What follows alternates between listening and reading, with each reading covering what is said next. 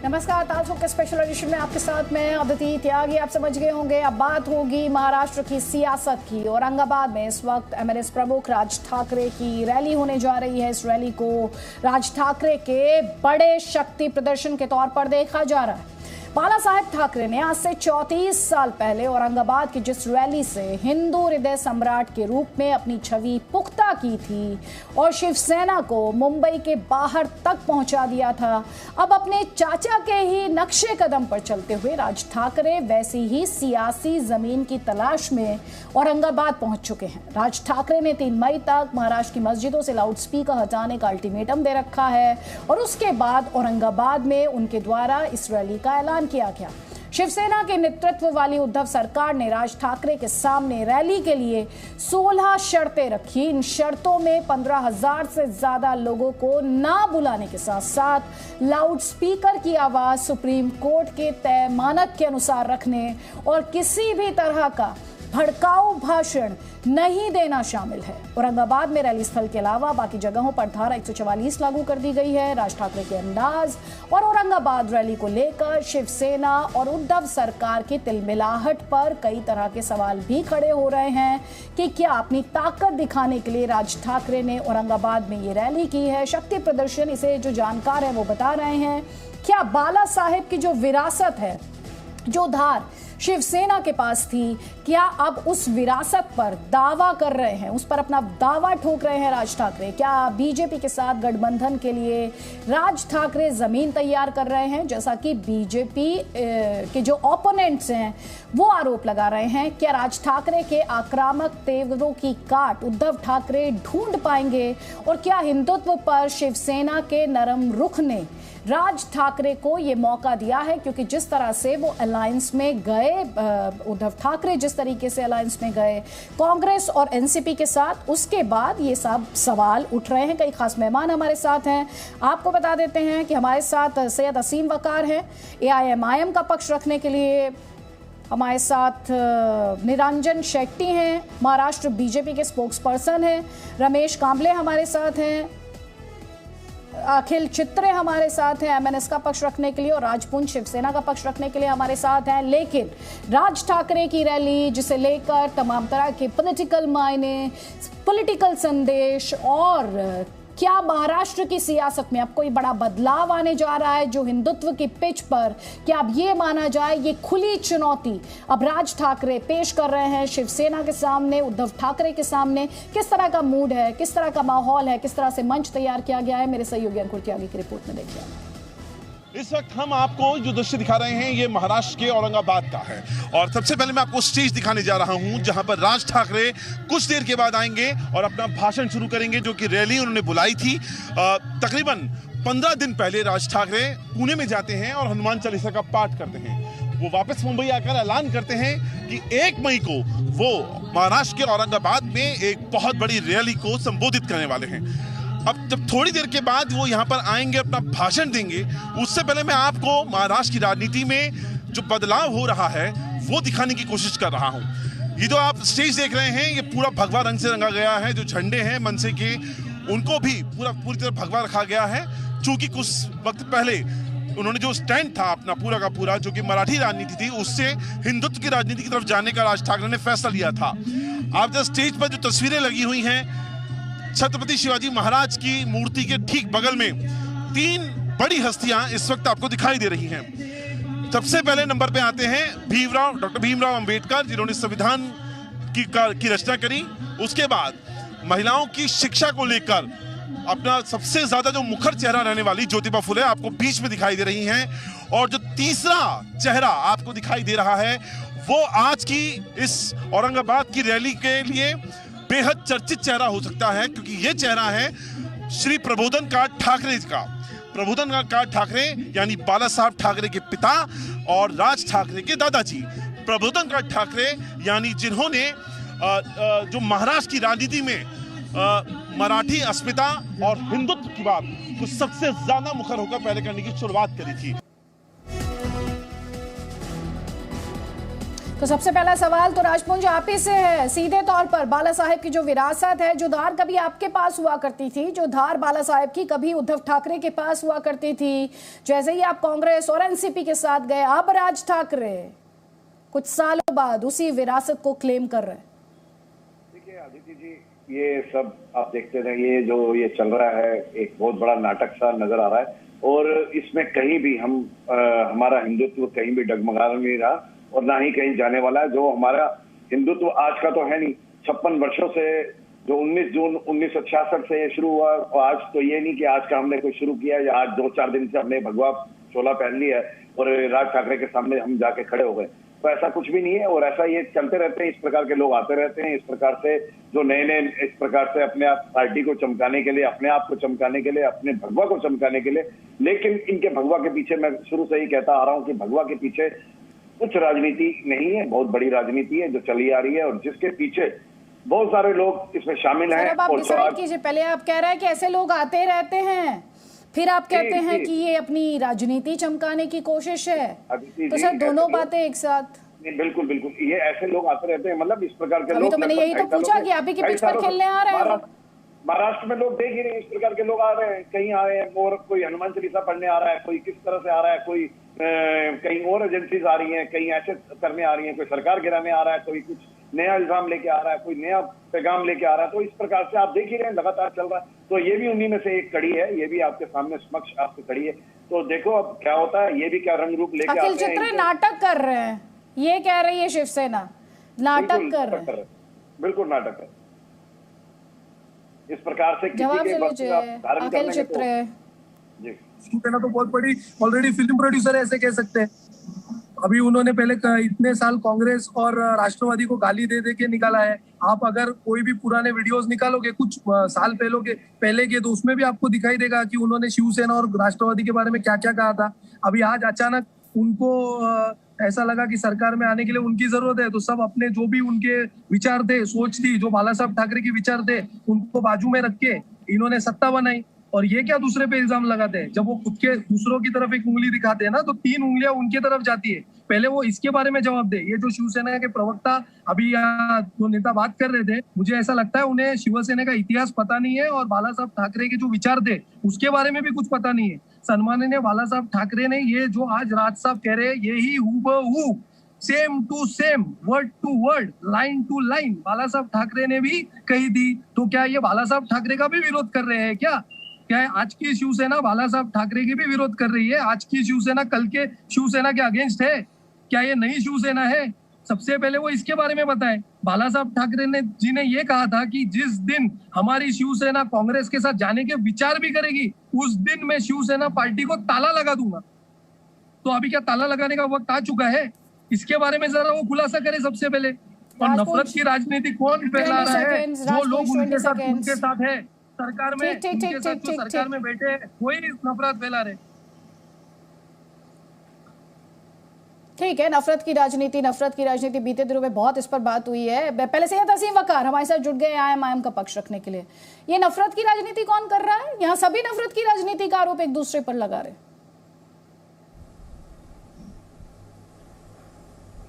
देखिए, महाराष्ट्र में जब से सरकार नई बनी है एनसीपी, ये अघाड़ी वाली, तो उससे मुझे इस बात की ये हुई खुशी की कम से कम एक सुकून का माहौल बना।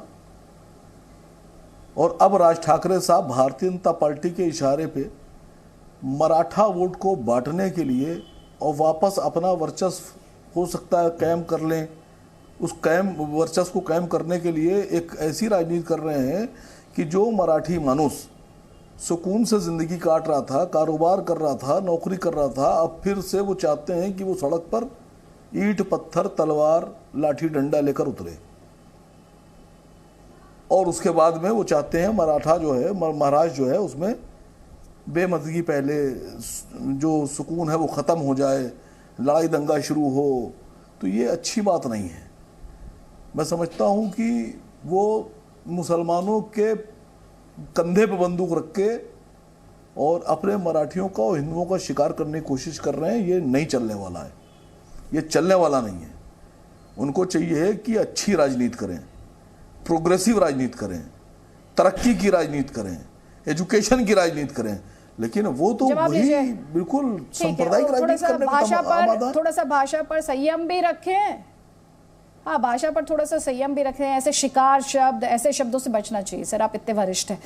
अखिल चित्रे ये कह रहे हैं मुसलमानों के कंधे पर बंदूक रखकर मराठा वोट बैंक साधना चाहते हैं। AIMIM आरोप लगा रही है MNS पर।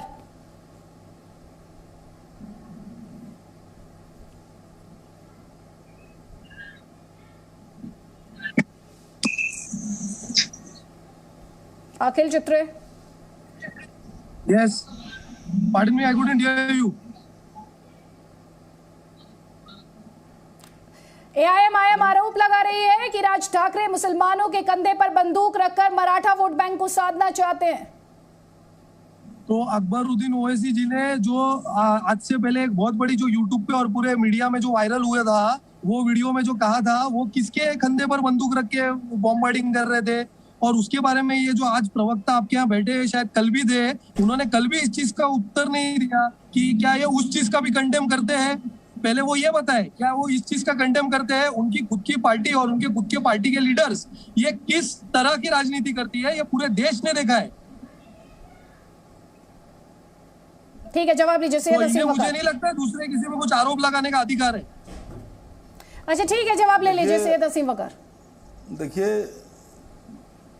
देखिए न्यायालय ने, माननीय न्यायालय ने वो बात ही खारिज कर दी। न्यायालय ने कहा कि अकबरुद्दीन ओवैसी साहब पे आरोपी सिद्ध नहीं हुआ। जो ये अखिल चित्रे साहब लगा रहे हैं वो आरोपी सिद्ध नहीं हुआ। अब आप आरोप सिद्ध कीजिए भाई, जो बात ही नहीं हुई है, जो न्यायालय कह रहा है ही नहीं मामला, न्यायालय कह रहा है ये मामला ही नहीं है, ये आरोप ही नहीं है, बात ही नहीं है, उसको आप मुझसे कह रहे हैं कि आप इसको कंडेम कीजिए। ये कौन सी बात होती है? ऐसा कुछ कहा ही नहीं था।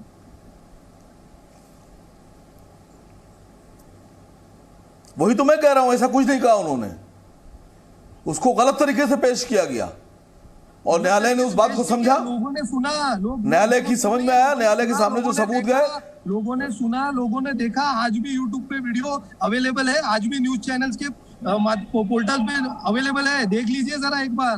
तो न्यायालय पे आपको इतना भरोसा है ना, तो हमारा भी जो कुछ है ना वो न्यायालय देखेगी। आप बन के आपके घर से अदालत मत चलाइए, हमें कॉन्स्टिट्यूशन पे भरोसा है।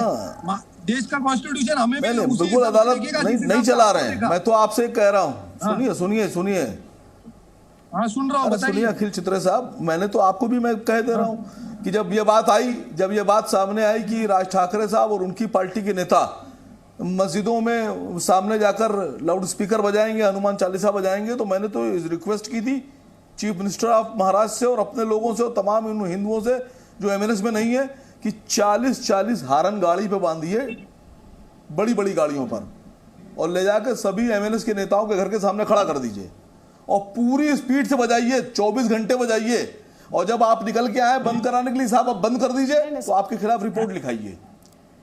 सैयद असीम कह रहा हूँ बजाइए, कितना बजाइएगा? वो जो आपसे सवाल मैं भी तो देखूं कितनी हिम्मत है आप में। सैयद असीम बजाइए, खूब बजाइए, हम देखे तो आप कितने, हम देखे तो आप में कितना प्यार है हनुमान जी से। इस तरह की भाषा का इस्तेमाल बजाइए, हिम्मत देखें इस तरह से।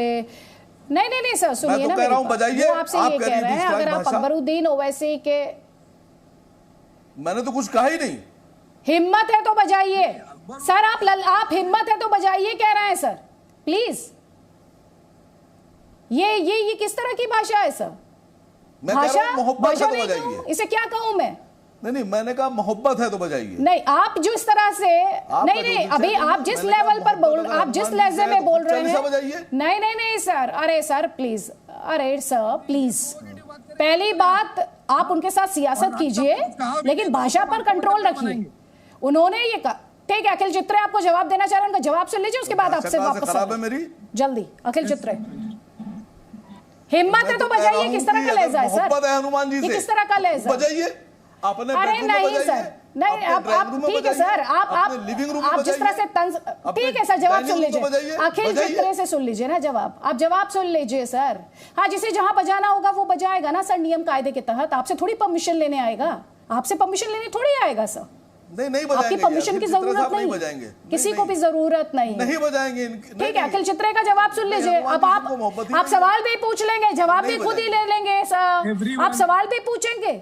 हाँ बस यही, Akhil Chitre. Everyone according to the constitution इस देश में सबको इक्वल राइट्स, सबको इक्वल अपॉर्चुनिटी है। Everyone is equal in the eye of law. अगर ये बात यहाँ बैठे MIM के सदस्य मानते हैं, तो अगर अकबरुद्दीन ओवैसी को कोर्ट जो कहता है वो इन्हें मान्य है, तो महाराष्ट्र नवनिर्माण सेना के ऊपर भी कायदा कानून कोर्ट जो भी है वो बोलेगा। और प्रोवोकेटिव स्पीचेस करना और प्रोवोकेटिव लोगों को प्रोवोकेट करके भड़काना और उसके बाद में बोलना अरे अरे देखो क्या हो गया, हम तो पीस की डिमांड कर रहे हैं, ये तो MIM की पुरानी आदत है। तो MIM लोगों को उपदेश ना दे, जिनकी खुद की पार्टी ही प्रोवोकेशन के ऊपर चलती है, वो दूसरों को सलाह दे, मुझे लगता है बहुत हास्यास्पद है। सैयद असीम वकार ना, देखिए कितनी मजेदार बात हुई। कहाँ तो कह रहे थे कि हम मस्जिद के सामने बजाएंगे, पढ़ेंगे।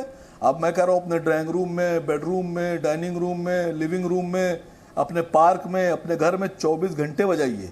अगर आपको मोहब्बत है, हमारे यहाँ बजता है, तो हमारे यहाँ बजता नहीं है, हम उसे गाते हैं, हम बोलते हैं आप मत फिक्र कीजिए, आप उस चीज की मत फिक्र कीजिए, वो हम करते हैं। आप जिस मुद्दे पे है ना, उस मुद्दे पे बात कीजिए। आप अकबरुद्दीन ओवैसी के प्रोवोकेटिव स्पीच के बारे में बात कीजिए। आप आपकी पार्टी की जो बुनियाद है ना, जिसके प्रोवोकेशन पे चलती है, आप उसकी बात कीजिए। तो न्यायालय ने आप अभी जो ये कर रहे हो ना, ये प्रोवोकेशन है। आप उसकी परेशानी में मत पड़िए। न्यायालय ने उनको बाइज्जत बरी कर दिया। नहीं मैं प्रोवोक कर ही नहीं रहा हूं।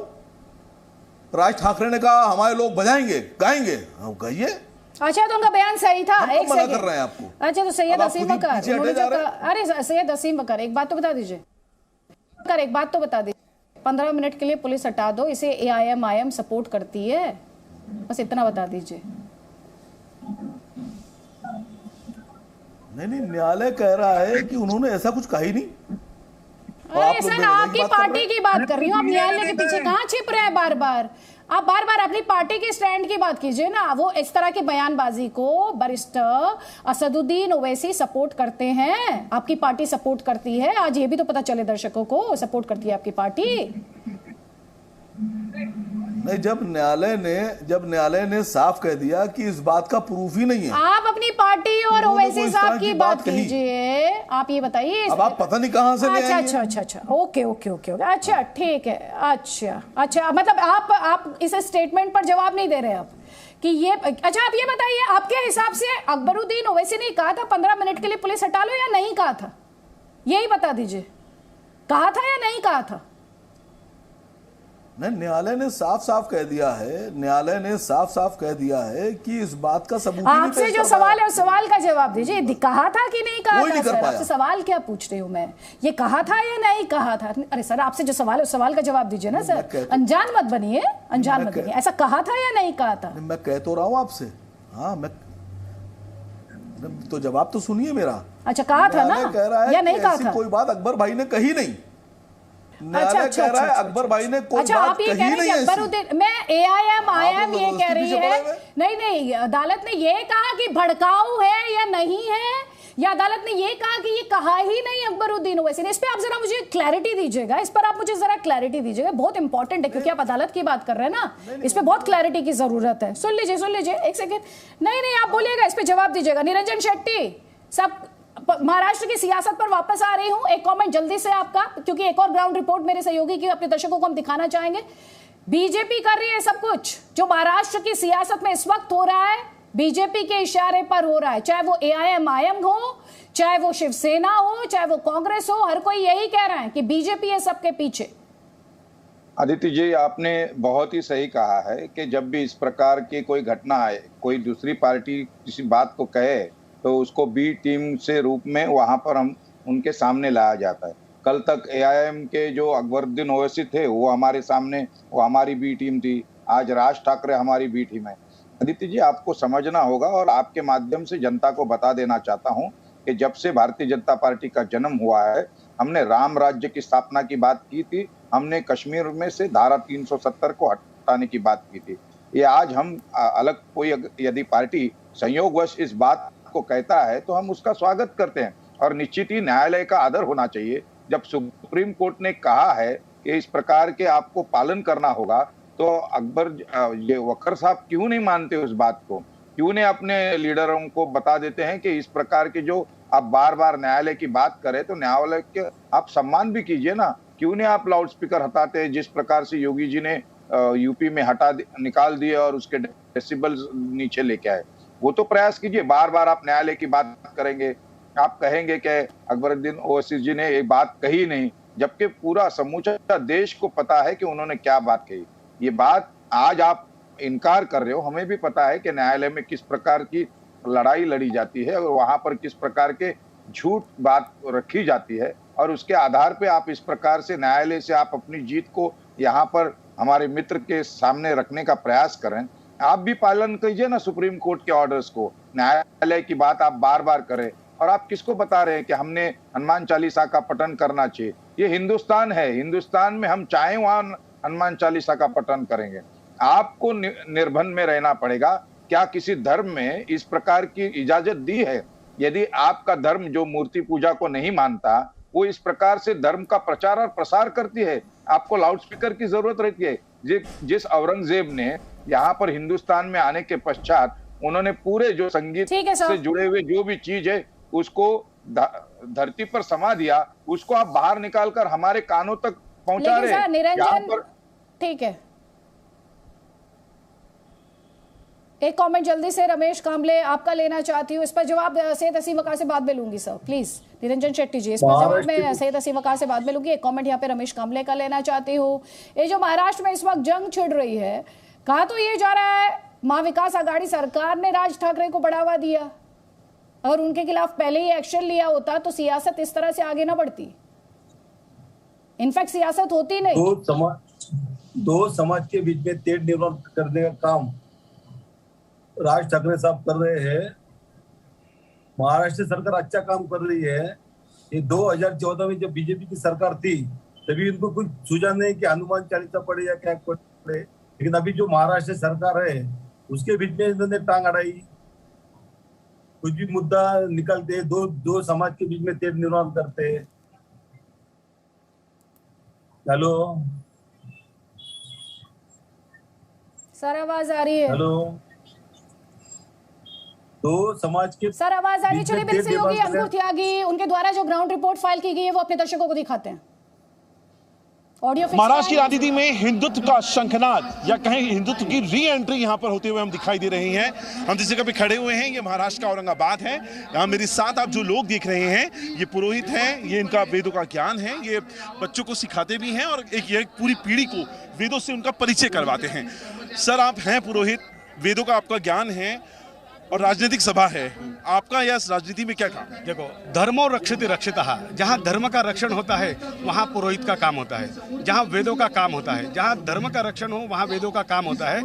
यहाँ धर्म रक्षण का कार्य होने जा रहा है, तो इसलिए हम सब पुरोहित लोग यहाँ आशीर्वाद देने के लिए आए हैं। आपने कहा धर्म रक्षण का काम होने वाला है, राज ठाकरे धर्म रक्षण का काम कैसे करेंगे? ऑलरेडी अगर आप हिंदुत्व की राजनीति के कह रहे हैं तो वहाँ तो शिवसेना करती आई इतने सालों तक। हम लोग अभी कोई भी पक्ष के लिए नहीं है, कोई इनके पक्ष के लिए नहीं है, उनके कोई पक्ष के लिए अलग नहीं है। जो धर्म का जहाँ काम होता है वहाँ हम लोग पुरोहित होते हैं, कोई पक्ष के लेके हम लोग नहीं आते हैं। आपको लगता है यहाँ पे हिंदुत्व के नाम एक नया हिंदुत्व की रक्षा का काम हो रहा है, हिंदुत्व की रक्षा का काम हो रहा है? यस, धर्म का रक्षा होने का काम होने जा रहा है, इसीलिए हम लोग यहाँ आशीर्वाद देने के लिए आए हुए हैं। ऐसा क्यों लगता है कि राज ठाकरे साहब हिंदुत्व की रक्षा कर सकेंगे आज के दौर में? लगता है हम लोग को सब दिखाई दे रहा है, सब जो दिखाई दे रही है, तो इसलिए हम लोग वहाँ पे आकर्षित हुए हैं सब लोग। आपको लगता है ऐसी परिस्थितियां बन गई हैं कि राज ठाकरे साहब को आगे आना पड़ रहा है हिंदुत्व की रक्षा के लिए? यस, हाँ।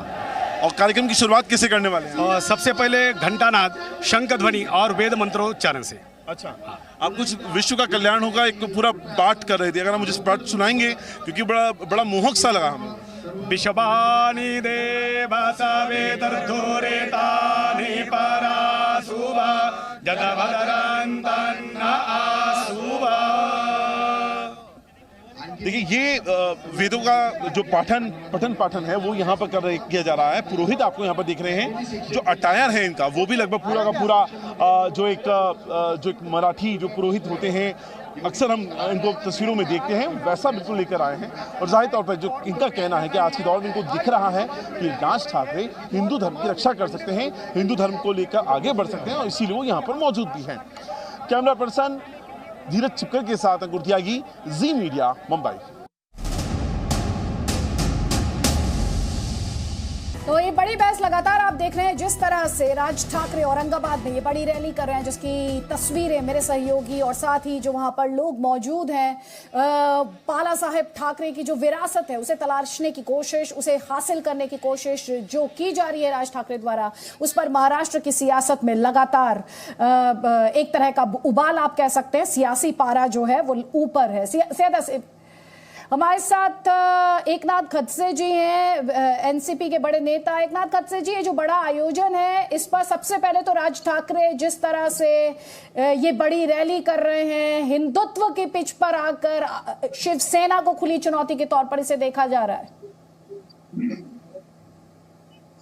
राज ठाकरे जी की ये पहली रैली नहीं है, वो 2-4 महीने के बाद ऐसे हर जगह एक एक रैली लेते रहे हैं। फिर 3-4 महीने वो कहाँ रहते पता नहीं रहता, पर 3-3 महीने के बाद, 2 महीने के बाद एक आधी रैली लेते हैं और रैली में बहुत सारी बातें वो कह देते हैं। पर एक बात है कि जब भी राज ठाकरे जी की रैली होती है तो यहाँ लाखों के संख्या में समुदाय आता है। वोट कितना देता है, क्या देता है, ये बात का है। वोट में उसका तबलीग अपना वोट में कन्वर्ट होना बहुत मुश्किल जा रहा है उनको, पर संख्या तो अच्छी रहती है।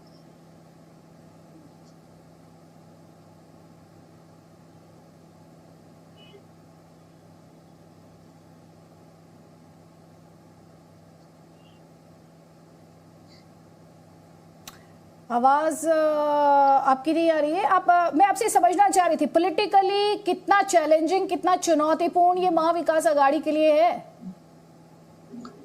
देखो, पॉलिटिकली चैलेंजिंग बताए तो ऐसे कई रैलियां राज ठाकरे जी के पहले भी हो चुकी है। वो इलेक्शन के समय भी हुए हैं, लोकसभा इलेक्शन में हमने देखा है, जो असेंबली का इलेक्शन जब भी हमने देखा है उनके की जो रैलियां बहुत बड़ी बड़ी रैलियां होती है। हमेशा कभी केंद्र सरकार जो मोदी जी थे उनके ऊपर टीका टिप्पणी करते हैं, कभी महाराष्ट्र सरकार पे टीका टिप्पणी करते हैं, पर ये बातें जो है तो कभी मिमिक्री भी कर लेते हैं। तो ये बातें हैं, उनका ज्यादा असर वोटर उनको वोट देने के लिए नहीं होता, ऐसा आज तक हमारा अनुभव है। वो कोशिश तो करते हैं पर वोट में उसका कन्वर्सेशन नहीं होता, और इसलिए राज ठाकरे जी की ये जो बड़ी भी सभा हो, छोटी भी आप कह रहे हैं वोट में कन्वर्ट नहीं होता। मैं आपसे ये समझना चाहती हूँ, वोट तो ठीक है, जो सियासत हुई है लाउड स्पीकर को लेकर, उन्होंने ही दरअसल ये सबसे पहले उन्हीं का स्टेटमेंट आया, जिसके बाद महाराष्ट्र में पूरा सियासी विवाद जो है उसने तेजी पकड़ी और ये लगातार सियासी पारा जो है वो बढ़ते हुए एक छवि आपकी सरकार की ये बनी महाविकास आघाड़ी की कि जब नवनीत राणा होती है तो आपकी सरकार एक्शन ले लेती है, लेकिन राज ठाकरे पर कोई एक्शन नहीं लेती, डरती है। ऐसे बात नहीं है, एक्शन नहीं लेते हैं। उनके कार्यकर्ताओं भी बहुत सारे जगह गुनाह भी दाखिल हुआ है, ऐसा तो नहीं है। लाउड जो नियम के बाहर जाएगा उनके ऊपर तो सरकार एक्शन लेगी ही। अभी जो संभाजीनगर औरंगाबाद में जो सभा हो रही है उनके लिए भी उन्होंने, सरकार ने उनको परमिशन देते समय 16 उनको टर्म्स रखी है कि इसका उल्लंघन ना होना चाहिए, और अगर उल्लंघन होता है तो उनके ऊपर कार्रवाई होगी। इसके पहले में राज ठाकरे जी के ऊपर एफआईआर हुए है, हुआ नहीं ऐसा नहीं है। बहुत बहुत शुक्रिया एकनाथ खडसे जी इस डिस्कशन में शामिल होने के लिए। सैयद असीम वकार जी, थोड़ी देर पहले निरंजन जी आपसे सवाल पूछ रहे थे, उस पर आपका जवाब, उसके बाद निरंजन जी जल्दी जल्दी प्लीज।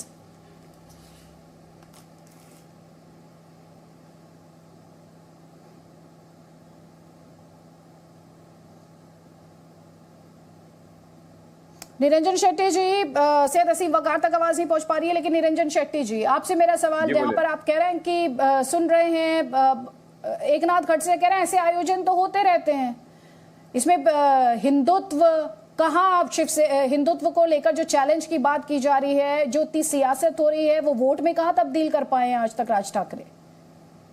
देखिए, कन्वीनियंट की बात कर रहे हैं एकनाथ जी कि जब तक कल तक जब वो शरद पवार जी के कहने पर चल रहे थे तब तक उनको ये आसान लग रहा था, अच्छा लग रहा था कि राज ठाकरे जी उनकी बोली बोल रहे थे। और यदि आज वो हिंदुत्व की बात कर रहे हैं तो कहीं ना कहीं उनको अपने गरिबान में भी झांक के देखने की आवश्यकता है कि राष्ट्रवादी ने कल तक जिस राज ठाकरे को अपनी बातें कहने के लिए केंद्र सरकार के ऊपर तोप डाली थी, आज वही उन पर पलट रहा है।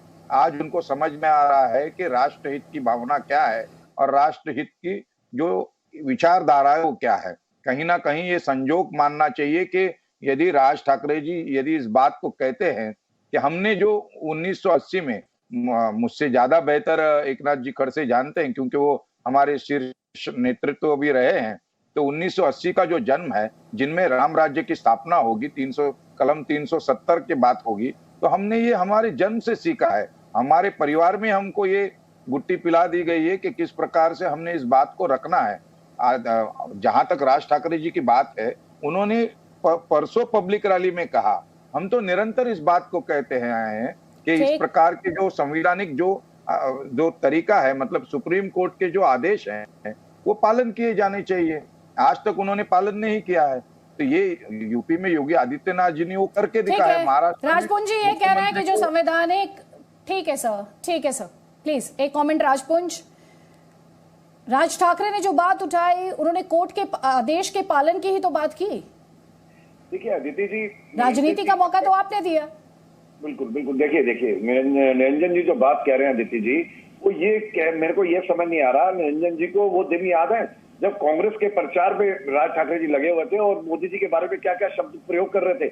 मैं वो शब्दों का प्रयोग नहीं करना चाहता यहाँ पे, लेकिन निरंजन जी को आज वो दूध में धुले हुए लग रहे हैं और आज उनका जो गिरवा वस्त्र है, जो अपना भगवा वस्त्र है, वो उनको बहुत ही मतलब चमकदार नजर आ रहा है, जिसकी चमक के चक्कर में ये पड़े हुए हैं।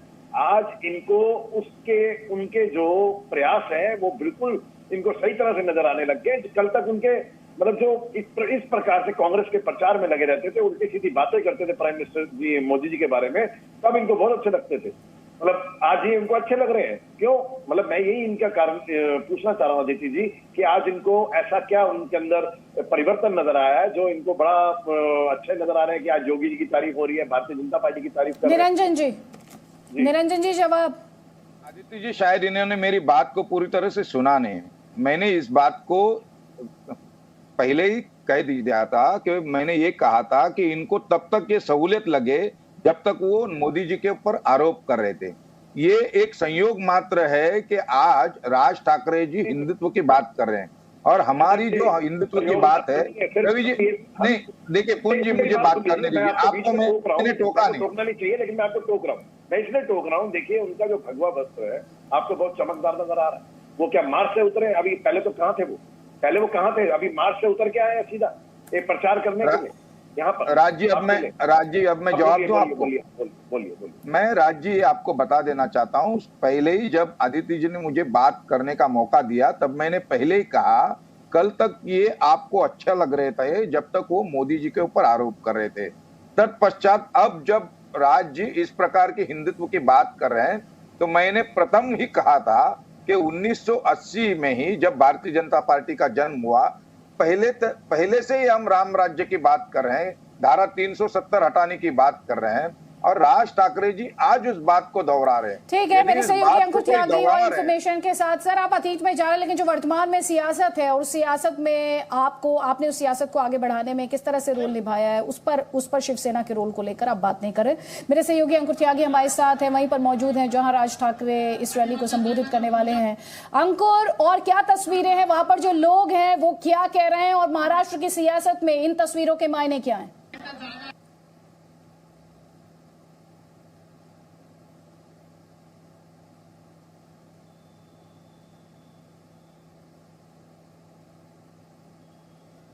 अंकुर, आप मुझे सुन पा रहे हैं?